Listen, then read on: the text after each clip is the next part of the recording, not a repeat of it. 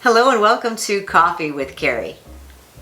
Thank you for stopping by today. I'm Carey. This is my channel for women over 50 like me, and sometimes it's beauty and makeup. I did this look in a video I taped before this one, and sometimes because I'm a matchmaker and dating coach, I'm in the Chicago area but have clients all over the place. We talk about things that come up with clients, and because people seem to be very interested in my couple episodes of What Men Want, parts 1 and 2. I decided to spend the last couple months talking to fellas that I was screening and asking those questions as part of my interviewing process as I was getting to know people during our screening calls. And I've got, I think, 5 new things to add to the conversation of what men are looking for. If you are a man who's watching, and I know some of you are out there and you leave comments often, and I certainly appreciate it, I would love for you to add to this conversation and tell us what you think I've missed in this list, or they could have showed up in the other too. But if you have something that you want to make sure we all see, we're all going to check the comments to see what you added. So do that if you feel inspired. Let's get to my list.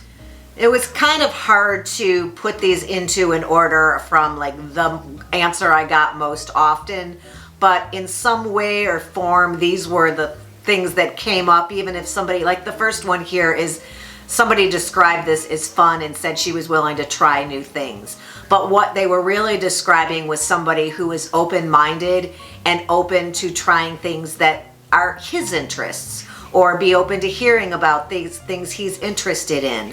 A woman who is willing to get out of her own comfort zone and try something new and is going to be positive about it.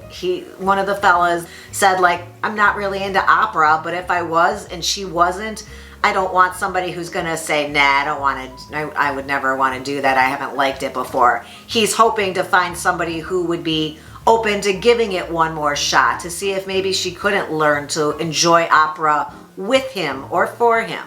So somebody who's open-minded, looking to still have fun and try new things is first on my list.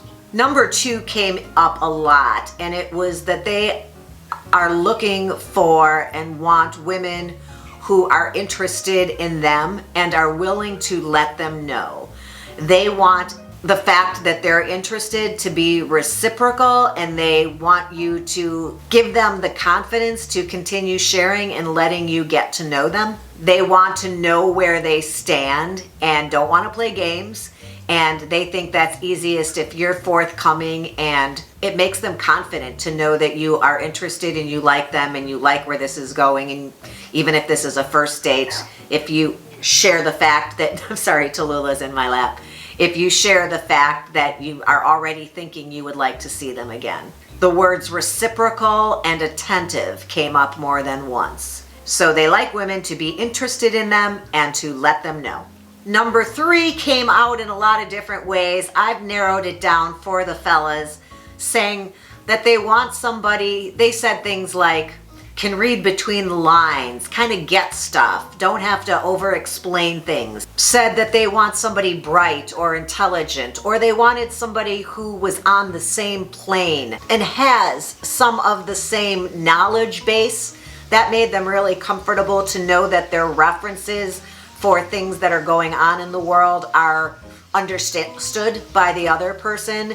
That had to do with current events for a lot of people. But not only that someone would know what's going on in the world now for discussion, but also that they would be able to compare that to where things were back when they were in their 20s, which is another reason that some guys do enjoy dating women their own age, where they share those points of intersection. They want somebody who's interested, I think, is what nobody said that, but my takeaway is they want someone who's still interested in what's going on, somebody who can pick up on the nuances and read between the lines and is bright and has something to add to a conversation.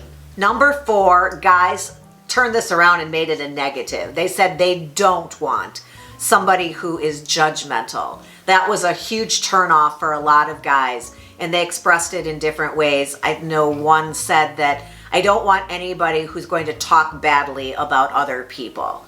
I don't want somebody who would belittle someone or is making judgments about different groups of people.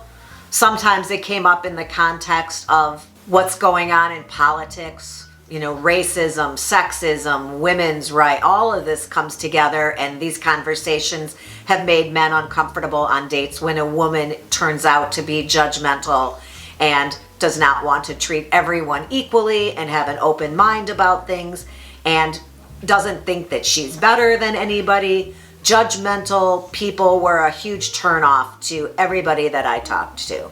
And number 5, since I just hinted at it, it came down to politics. What men want are women who are on the same page with them politically, because they don't feel that it's just politics. They think it is much more than politics these days. And for some people, they mentioned that it spoke to their values, that it really pointed to who this person was, how they think, what they think is important, and how they view the world. So people aren't as open right now to dating people with different political beliefs, and they are hoping to find somebody who is on the same page. I think this last fella I talked to about this today said the same moral compass. So politically alike is something that men are looking for.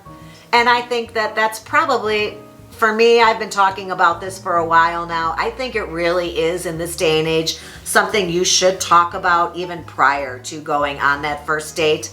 I mean, you want to make sure someone's single, where they live. And I mean, you may have a few things that during that first video call before driving across town and putting on your lipstick that you get a handle on or a feel for with this person before you drive, especially in COVID times, to meet in person. That first call, you should get out of the way some of these questions that are truly important to you. And I think for a lot of people, politics and where people lean politically would be one of those things you might want to talk about before even meeting.